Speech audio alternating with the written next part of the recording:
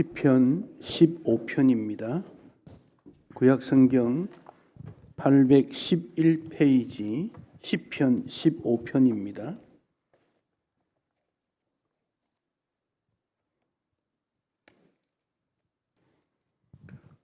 (15편) 1절에서 5절을 뜻을 생각하시며 함께 말씀을 받들어 읽겠습니다. 여호와여, 주의 장막에 머무를 자 누구오며 주의 성산에 사는 자 누구오니까. 정직하게 행하며 공의를 실천하며 그의 마음에 진실을 말하며 그의 혀로 남을 허물하지 아니하고 그의 이웃에게 악을 행하지 아니하며 그의 이웃을 비방하지 아니하며 그의 눈은 망령된 자를 멸시하며 여호와를 두려워한 자들을 존대하며 그의 마음에 서원한 것은 해로울지라도 변하지 아니하며 이자를 받으려고 돈을 구워주지 아니하며 뇌물을 받고 무죄한 자를 해하지 아니하는 자이니 이런 일을 행하는 자는 영원히 흔들리지 아니하리이다. 아멘. 벌써 11월 마지막 주일이 되었습니다. 2022년도가 330일을 넘게 달려왔습니다. 그동안 염려도 많고 근심도 많았지만은 돌아보면 하나님의 은혜였다 고백하게 됩니다. 올 한 해만 그렇겠습니까? 우리 일생 전체가 하나님의 은혜다 하는 것을 깨닫게 되고 앞으로 사는 것도 주님의 은혜로 사는 겁니다. 내 힘이 아니고 나의 지혜로운 생각이나 계획이 아니고 주님의 은혜로 산다. 늘 기억하고 그 주의 은혜에 감사할 수 있어야 합니다. 동시에 우리는 참 그리스도인이 되어야 합니다. 나는 참 그리스도인인가? 진실한 그리스도인인가? 열매 있는 신앙인인가? 아니면 겉으로는 신앙인 것 같은데 속이 텅 빈 껍질뿐인 신앙은 아닌가? 우리 자신을 돌아볼 수 있어야 합니다. 언제인지는 모르지만 성도 앞에 참된 그리스도인이 누군가 하는 질문을 던지는 그런 시대가 되어졌습니다. 교회 앞에 건강한 교회인가, 행복한 교회인가, 진리의 교회인가 이런 질문들을 던지고 있습니다. 이것은 그리스도인이지만은 참된 그리스도인이 아닌 거짓, 위선적인 겉모습만 신앙인들이 많이 있고 교회는 교회지만 교회답지 못한 교회가 많이 있기 때문에 그런 말들이 나온 것이 아닌가 부끄럽게 생각합니다. 성도다움을 잃어버리면 주님께서 어떻게 생각하시겠습니까? 교회다움을 잃어버렸는데 주님이 그 교회에 머물 수 있겠습니까? 그런 면에서 나는 참된 그리스도인인가 질문을 스스로에게 던지고 참된 그리스도인이 되어야 되겠다 다짐을 해야 합니다. 우리 교회의 모습을 보면서 하나님 기뻐하시는 세상과 구별된 천국으로서의 이 땅에 있는 그런 복의 통로인가 우리 자신을 확인해 보아야 합니다. 알렌 크라이드라는 교수, 역사학자이고 기독교 역사에 대해서도 많은 연구를 하면서 왜 초대교회 성도들의 모습과 오늘의 성도들의 모습이 다른가 하는 질문을 던지면서 회심이 잘못되었기 때문이다. 회심이 변질되었다. 그런 표현을 했습니다. 모든 사람이 죄 가운데 태어났고 죄의 세력에 억눌려져서 죄로 말미암아 살아가는 존재입니다. 죄로 말미암은 인생은 하나님의 원수가 되고 하나님께 영광이 되지 못합니다. 모든 사람이 하나님의 영광에 이르지 못했다고 바울은 로마서에서 평가하고 있습니다. 그러나 마음을 돌이킴으로, 회심함으로 그리스도인이 됩니다. 회심, 마음을 돌이키는 거지요. 마음을 돌이킨다는 것은 하나님 아버지에 대한 회개와 예수 그리스도에 대한 믿음으로 돌이키는 겁니다. 돌이키는데 뭘로 돌이킵니까? 어느 방향으로 가야 됩니까? 바울이 에베소 교회 장로들을 불러다가 내가 에베소 교회에 섬길 때 하나님 아버지에 대한 회개와 예수 그리스도에 대한 믿음을 증언했다. 그렇게 말했습니다. 바울은 우리가 아는 대로 아주 혈통이, 집안이 아주 좋은, 그리고 전통 가문에서 훈련받은 수준 높은 유대인입니다. 태어난 지 8일 만에 할례를 받았고 바리새인 중에 바리새인이고 율법을 지키는 일에는 누구보다도 앞장섰고 가말리엘이라고 하는 그 당시 최고의 학자 밑에 공부를 했던 그런 사람이 바울입니다. 그런데 예수님을 만났더니 그가 가졌던 학문, 그의 소속되었다고 하는 집안의 가문의 역사, 그의 지식, 그의 열정, 이거 아무것도 아니더라. 잘못되었더라. 배설물로 여겼다. 그랬지 않습니까? 그리고는 하나님 앞에 회개하는 삶을 살게 됩니다. 나는 성도들 중에 아주 작은 자입니다. 사도들 중에 가장 못난 자입니다. 죄인 중에 괴수입니다. 그런데 주 예수님께서 나를 불러서 복음의 일꾼으로 삼아주셨으니 감사할 뿐입니다. 우리 모두가 하나님에 대한 회개와 예수 그리스도의 믿음으로 살아야 됩니다. 라고 바울은 가는 곳마다 그런 복음의 핵심을 전하게 된 것입니다. 예수님께서 천국에 대한 말씀을 하시면서 복음을 뿌린다, 복음을 씨에다가 비유했습니다. 씨를 뿌렸는데 그 밭이 좋은 밭이 있느냐 하면 좋지 못한 밭도 있더라. 여러 가지 밭의 종류가 있는데 돌이 있는 밭이 있다. 돌 위에 흙이 얇게 있으니까 씨가 떨어져서 즉시 기쁨으로 자랐는데 뿌리가 깊이 내리지 못하니까, 즉 세상에 염려거리가 있고 근심거리가 있으니까 그만 말라버려서 죽고 말았다. 돌밭이 되면 안 된다.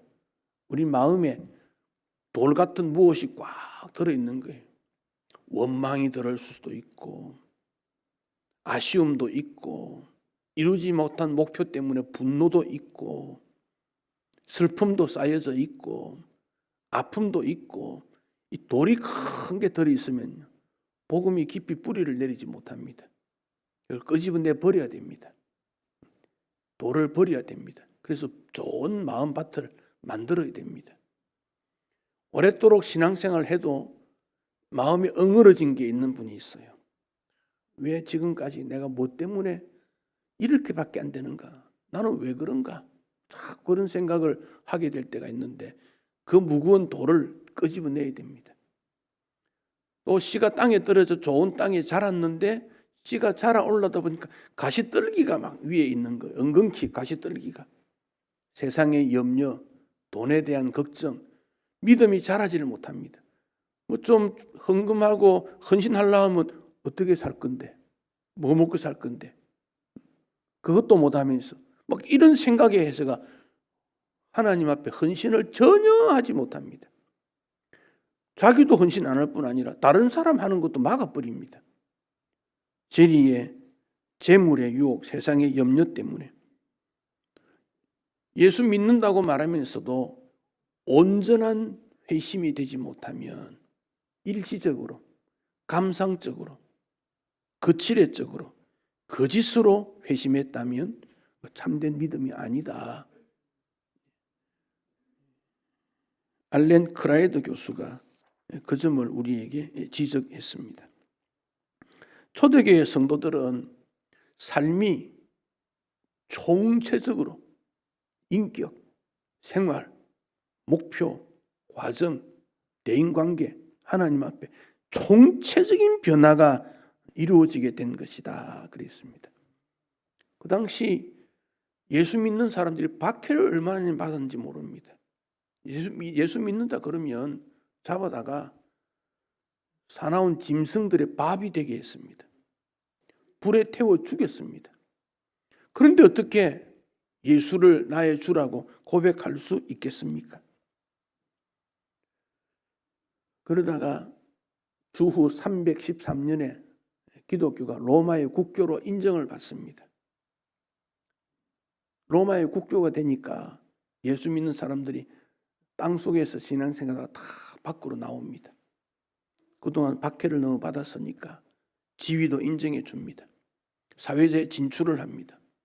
공무원도 되고 사업가도 되고. 그러다 보니까 예수 믿지 않으면 직장 생활이 안 되는 거예요. 다 예수 믿으니까. 진급하려고 예수 믿고, 부자 되려고 예수 믿고, 장사하려고 예수 믿고 변질이 된 겁니다. 왜 초대교회 성도들이 그렇게 어렵고 고난 중에도 예수 잘 믿었는데 그 다음 세대에 와서는 왜 그렇게 되었는가? 회심이 잘못되었기 때문이다. 하나님 아버지에 대한 회개와 예수 그리스도에 대한 믿음이 약화되었기 때문에 그런 일들이 일어났다. 오늘날에도 진정한 그리스도인이 있겠는가? 우리 예수님께서 말씀하신 대로 말세에 믿음 있는 자를 보겠느냐? 믿음 있는 자를 보겠느냐? 예배도 믿음으로 드리고 교회 섬기는 것도 믿음이어야 됩니다. 어떤 조건 때문에 이거 아니면 안 된다. 교회 생활해야 장사도 되고 돈도 벌고 인간관계도 좋고 그런 것 목적으로 예수 믿으면 안 된다는 겁니다. 순수하게 주님 앞에서 하나님에 대한 회개와 예수 그리스도에 대한 믿음, 그것으로 예수 믿음이 되어야 된다. 그런 지적을 했습니다. 새 중에서 꿩과에 속해 있는데 메추라기도 아니고 이 자고새라는 새가 있습니다. 팔레스틴에도 많이 살고 있고 그래서 성경에 이 자고새 이름이 많이 나옵니다. 이 자고새는 다른 새의 알을 자기가 품습니다. 20여일 동안 먹지도 않고 마시지도 않고 새를 알이 부화됩니다. 새끼가 안에서 깨어나서 자랄 때 정성을 다해 돌봅니다.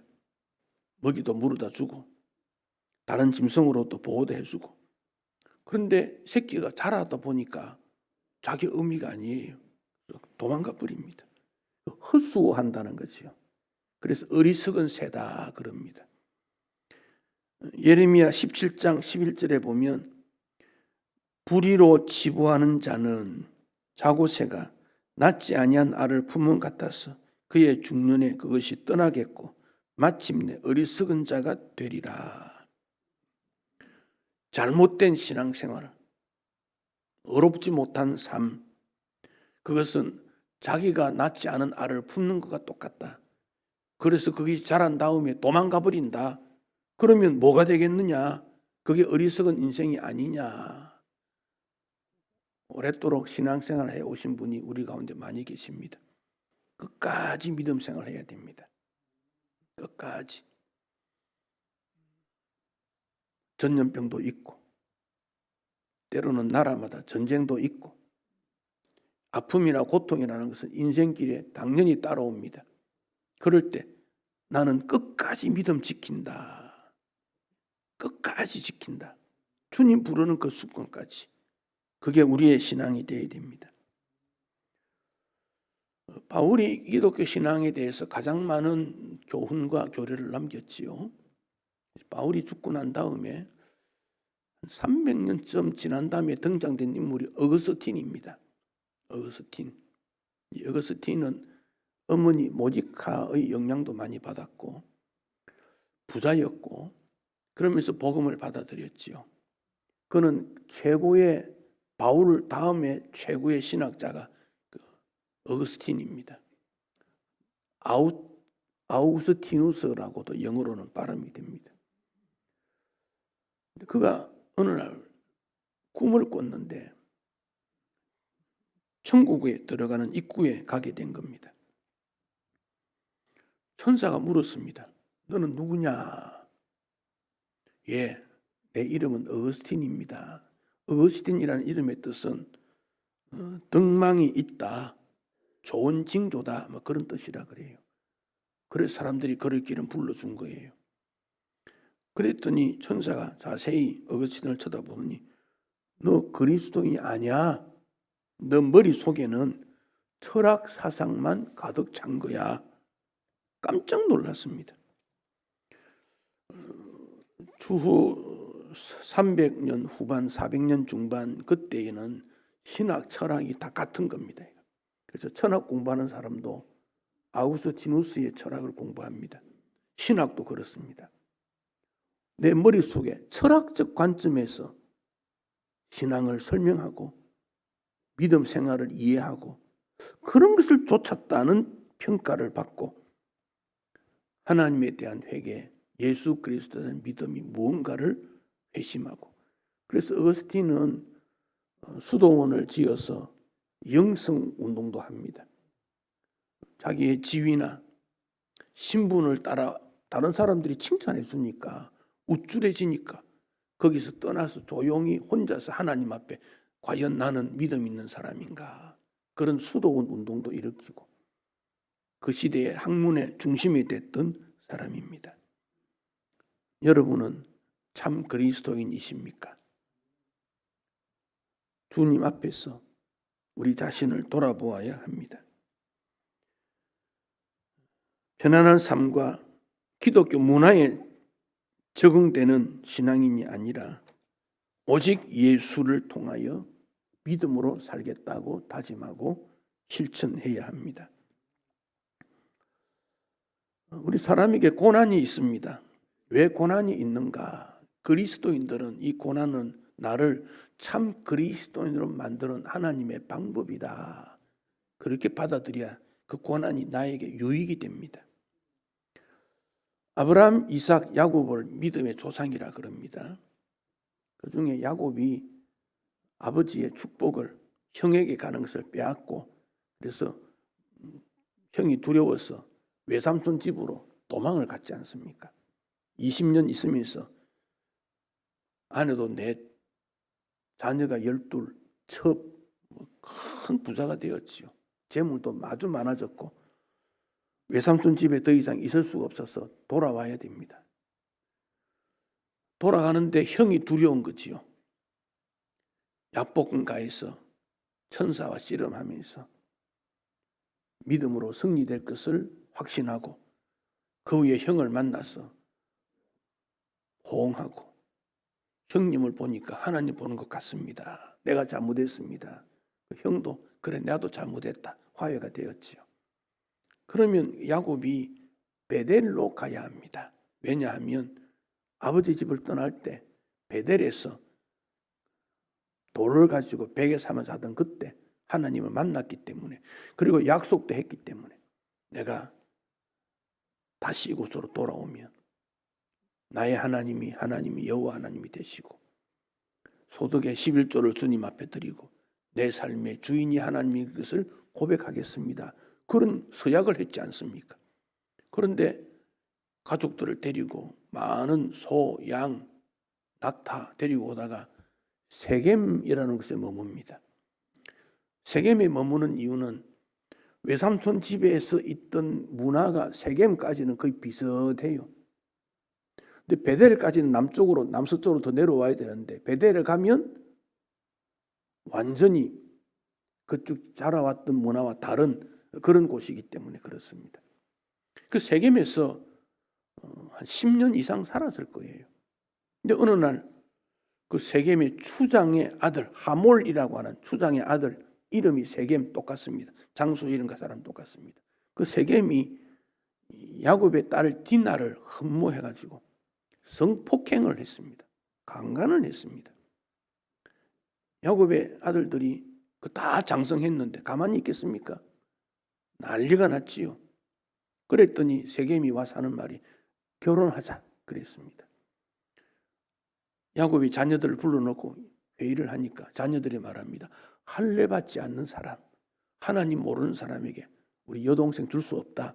그래서 세겜 사람 전부 할례해라 그랬습니다. 그랬더니 세겜 사람들이 다 할례를 했습니다. 남자들이. 치료가 되기 전에, 회복되기 전에 시몬과 레위가 거기에 가서 남자들을 다 죽여버렸습니다. 세겜에 있는 사람들, 그 주변에 있는 사람들과 야곱의 가문이 전쟁이 일어나는 그런 입장이 된 겁니다. 야곱은 참 답답한 마음이기도 하고 두려운 마음이기도 하고 하나님 앞에 엎드렸더니 하나님이 지시를 했습니다. 베델로 올라가라. 왜 베델로 갔으면 됐지 세겜에 머물렀냐? 여러분, 믿음 생활은 하나님 말씀에 완전히 들어와야 되지 비슷한 흉내 내가지고는 즐거움이 없습니다. 흉내만 내는 신앙은 진실치 못합니다. 그러니 문제가 생기지. 야곱이 회개하고 자녀들을 다 불러놓고 이제 베델로 가야 되겠다. 너 집에 있는 이방인 섬기던 그런 우상 숭배했던 거 다 가지고 와야 된다. 귀걸이, 액세서리 다 우상 숭배하던 거 다 가져와야 된다. 그리고 옷 갈아입고 몸을 청결케 하고 베델로 가자. 그래서 자녀들이 그 말에 순종해서 드라빔 같은 우상 숭배하는 그 모양들, 귀걸이 다 가져와가지고 상수리 나무 밑에 묻어버리고 이방 풍습과 관습에서 떠나서 하나님을 향한 믿음의 삶으로 변화시켜야 되겠다. 그리고 베델로 갑니다. 그가 야곱 믿음의 조상이 된 거 아닙니까? 세상으로 향했던 발걸음이 하나님으로 바뀌지 않으면 믿음의 가문이 된 형식적인 진실한 가문이 아닙니다. 딱 바꾸어야 됩니다. 완전히 변화되어야 됩니다. 주님을 따르려면 주님이 원하시는 말씀대로 살아야 됩니다. 오늘 본문은 다윗이 주님을 향한 진정한 그리스도인이 어떻게 해야 되느냐 그 고민을 우리와 함께 토로하면서 생각하는 그리스도인이 되자. 1절에 보면 여호와여 주의 장막에 머무를 자 누구며 주의 성산에 사는 자 누굽니까? 다르게 말하면 내가 주의 집에 머무는 주님의 백성인가요? 스스로에게 질문을 던지고 있습니다. 내가 과연 예배 드리는 자인가? 내가 믿음이 있는가? 내가 하나님의 백성인가? 내가 하나님의 뜻을 따르는 자인가? 스스로에게 질문을 드리는 거예요. 나의 예배를 주님이 받으시는가? 우리 모두가 다 예배를 드리고 있는데 개인적으로 어떤 사람의 예배는 하나님이 받으시지만 어떤 사람에게서는 받지 않을 수도 있는 거지요. 그럴 때 나는 과연 예배자인가? 왜 나의 기도는 주님 앞에 올려지지 않을까? 나의 신앙생활은 바른가? 이 생각하는 신앙이 그 1절의 그 모습입니다. 주의 성산에, 주의 장막에 하나님 앞에서 언제나 믿음 생활인가? 그런 질문을 던지고 있습니다. 사람은 생각하는 존재를 하지 않습니까? 파스칼이라는 사람이 그런 말을 하지요. 팔이 없고 머리가 없고 발이 없는 인생도 있지만은 생각하지 않는 인생은 인생이 아니다. 생각이 중요하다는 거죠. 우리가 가난할 수도 있어요. 건강이 안 좋을 수도 있어요. 그러나 나는 진정한 그리스도인인가? 생각해야 된다는 겁니다. 나는 진정한 그리스도인인가? 우리 성경에 생각하라는 말씀이 여러 번 나옵니다. 유행 따라서 세상의 흐름 따라서 가면 안 되기 때문에 그렇습니다. 육체적 괴로움을 고통이라고 합니다. 정신적 괴로움을 고뇌라고 합니다. 이 고뇌가 인생에 다 있습니다. 세속적 고뇌는 지나친 욕심으로 나타난 집착입니다. 나라나 사회를 위한 고뇌를 숭고하다고도 말합니다. 그러나 신앙적 고뇌는 주님의 은혜를 사모하기 때문에 일어나는 일입니다. 한국 교회가 숫자가 많았지만 좀 줄었다 그러지요. 당연하지요. 왜냐? 믿음 없는 숫자 많음이 하나님 앞에 아무런 유익이 되지 않습니다. 기도원이 32,000명 군사들 모았는데 하나님이 많다 돌려보내라. 나중에 300명 남지 않습니까? 그들은 믿음 있는 하나님을 의식하는 그런 사람 아닙니까? 그게 더 낫기 때문에 그래요. 칼빈은 코람데오라는 좌우명을 쓰면서 하나님 앞에서 산다. 사람이 보든지 보지 않든지 하나님의 쓰임 받는다. 생각하는 그리스도인이 되어야 된다. 교훈하고 있습니다.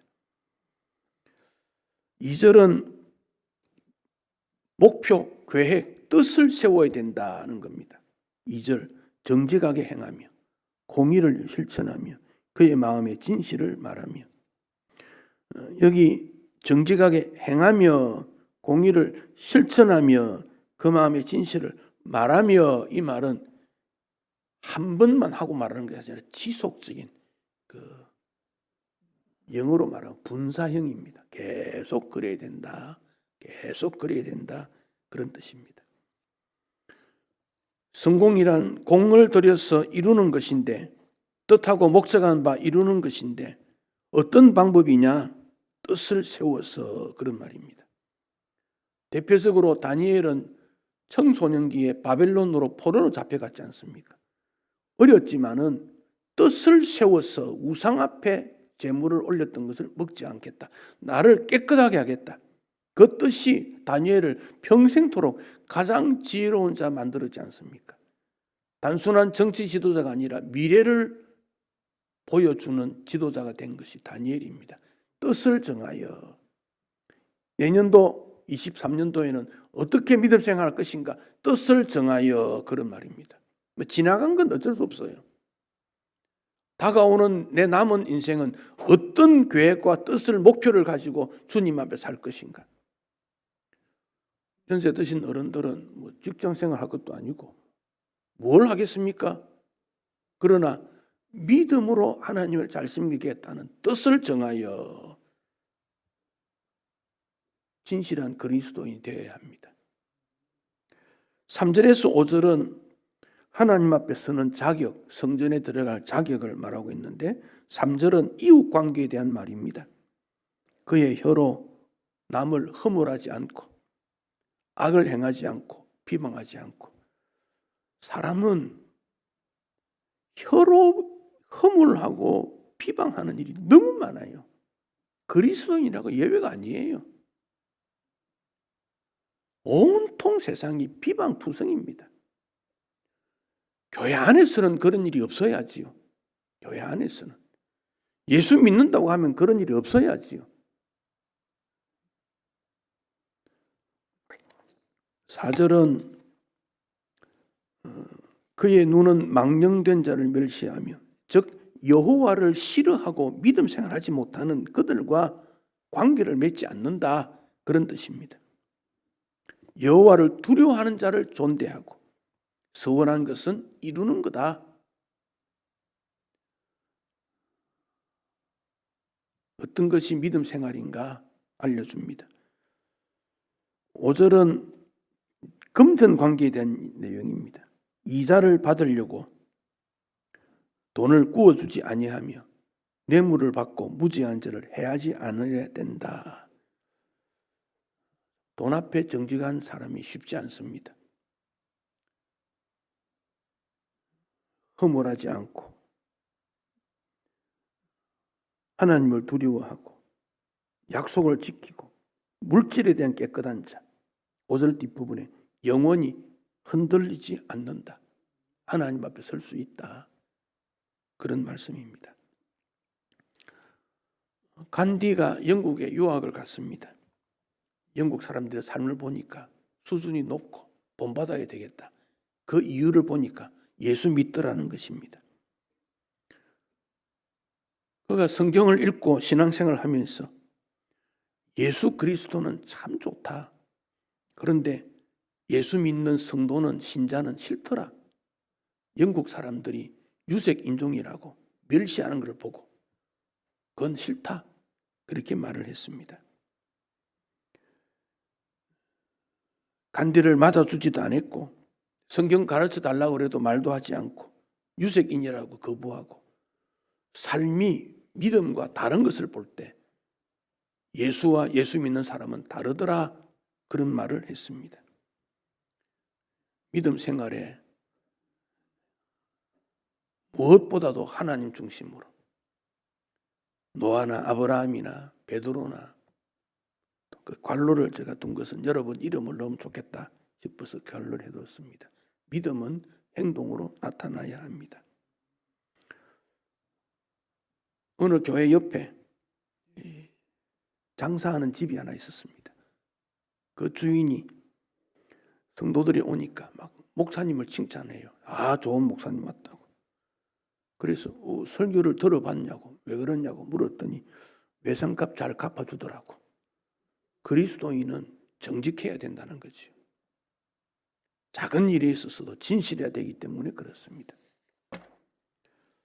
우리 교회는 11월 마지막 주일로 회기를 끝내고 12월 첫째부터는 그 다음 회기로 삼습니다. 12월부터 성탄을 맞이하는 대림절의 기간이 들어가기 때문에 또 연말에 너무 복잡하니까 이제 새로운 해에 들어간다. 그런 마음입니다. 새로운 시대를 맞는 건 똑같습니다. 그러나 하나님 앞에 진정한 회개와 예수 그리스도의 믿음이 있는가를 살펴봐야 됩니다. 예수님께서 제자들 데리고 가나라는 곳에 혼인잔치집에 가신 적이 있습니다. 그때 어머니 마리아도 같이 갔고 많은 사람들이 모였는데 문제가 생겼습니다. 잔치집에 포도주가 모자라게 된 겁니다. 마리아가 그 사실을 알고 예수님에게 말하지요. 포도주가 떨어졌단다. 그리고 일하는 사람들에게 말합니다. 예수님이 무엇인지 말하는 대로 그대로 순종해야 된다. 순종해야 된다. 마리아의 순종 복음이다. 그런 말도 붙입니다. 거기 손 씻는 물을 담는 항아리 6개가 있었다 그랬습니다. 거기에 포도주가 담겨 있지 않았습니다. 근데 물을 다 비운 데다가 아무것도 텅 빈 항아리지요. 예수님이 하인들에게 물을 그 항아리에 부어라 그럽니다. 물을 부었더니 물이 포도주가 됐더라. 이 항아리가 꼭 사람처럼 생겼습니다. 입구가 있고 배가 볼록하고 그렇습니다. 우리 마음에 더러운 것이 들어있거나 깨끗하지 못한 것이 있으면 비우고 주님이 보내주시는 그 담아야 됩니다. 말씀 담고 은혜 담고 깨끗함 담고 믿음 담고 소망을 담고 사랑 담고 그러면 그것이 많은 사람들에게 참 좋다. 어떻게 이런 것이 나왔느냐. 그렇게 됩니다. 우리 마음이 항아리입니다. 항아리. 우리 마음에 무엇을 담아야 될 것인가 하는 점을 우리가 기억해야 됩니다. 미움을 버리고 사랑을 담고 다툼을 버리고 평화를 담고 욕심을 버리고 나눔을 담고 섬김을 실천하고 내가 더 섬겨야지. 내가 더 헌신해야지. 내가 힘든 일을 해야지. 그런 마음을 가져야 우리 주님이 기적을 일으킵니다. 그 기적이 하나님 앞에 영광이 되었다 하지 않았습니까? 생각하는 그리스도인이 되고 믿음에 담은 귀한 복음을 삶 속에 실천하게 될 때 하나님의 역사는 지금도 일어납니다. 진정한 회심으로 하나님의 일꾼이 될 때 하나님께서 기뻐하실 것입니다. 세계에 얼마나 많은 교회가 있고 성도들이 있겠습니까? 그 중에 하나님 기뻐하시는 교회가 하나님 기뻐하는 성도가 얼마나 될 것인가 생각해 보십시다. 그리고 새해에는 더 큰 충성으로 하나님 앞에 영광 되시기를 축복합니다.